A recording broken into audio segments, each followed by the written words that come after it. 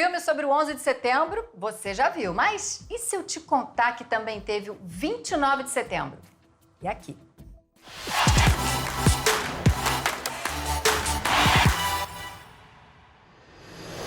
E aí, gente, todo mundo conhece a história do avião sequestrado para ser arremessado contra um famoso prédio? Eu não tô falando do World Trade Center, não. O que muita gente não sabe é que bem antes do 11 de setembro acontecer lá nos Estados Unidos, nós tivemos aqui no Brasil o caso de um voo que foi sequestrado com a intenção de ser jogado contra o Palácio do Planalto, em Brasília. E é justamente essa história que a gente vai ver no longa Sequestro do Voo 375. Pois é quase inacreditável que muita gente aqui no Brasil não conheça esse caso, que aconteceu em 29 de setembro de 1988. Senhores passageiros, aqui é o comandante Murilo. Sejam bem-vindos ao voo VASP 375. Previsão de turbulência durante o nosso voo. Isso aqui é um sequestro! Todo mundo quieto! Bora pra Brasília!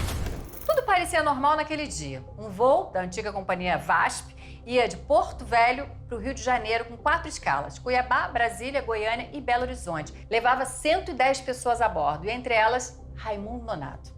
Ninguém imaginava que ele estaria ali armado no avião com planos audaciosos de acessar a cabine e fazer com que os pilotos arremessassem a aeronave contra o Palácio do Planalto, que na época era a sede do governo do José Sarney. Jogar o avião no Palácio do Planalto?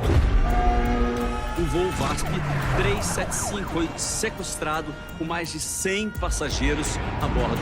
Nós não podemos divulgar as motivações desse sequestrador. Imagine o escândalo que isso poderia gerar. Nosso trabalho aqui é proteger a nação. Olha, eu quero um avião cercado. Tem ou não tem aí áreas de 11 de setembro?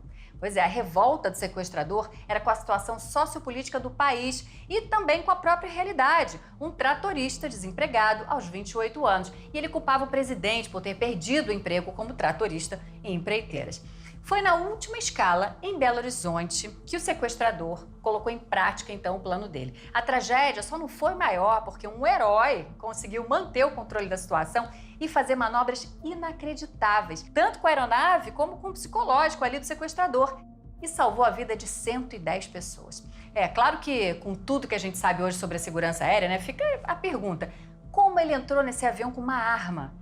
Bom, apesar do caso ter sido um marco histórico na aviação brasileira, a segurança nos voos só foi, de fato, melhorada mesmo depois do 11 de setembro.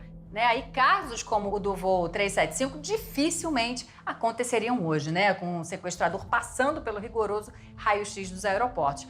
Uma arma ali logo seria descoberta.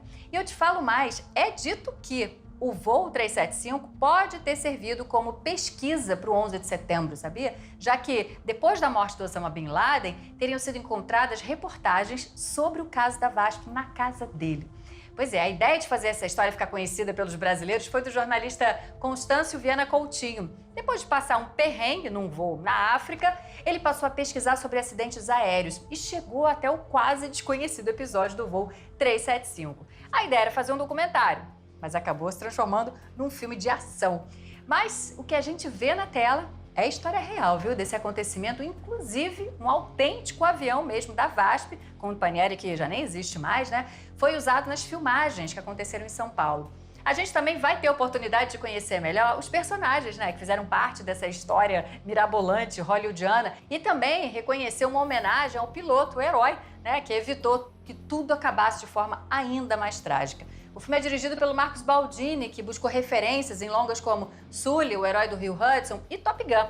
Bom, o sequestro do voo 375 teve a sua estreia no último Festival do Rio e agora chega para todo mundo conhecer de vez esse caso emblemático.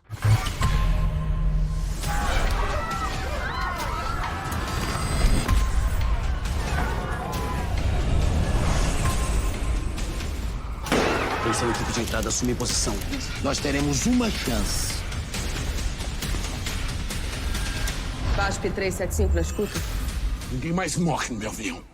Ação das boas, viu? E drama também. Vamos te esperar no cinema. Já garante seu ingresso, a pipoquinha e corre para assistir essa produção nacional e conhecer melhor essa história quase inacreditável, que foi esquecida por aqui.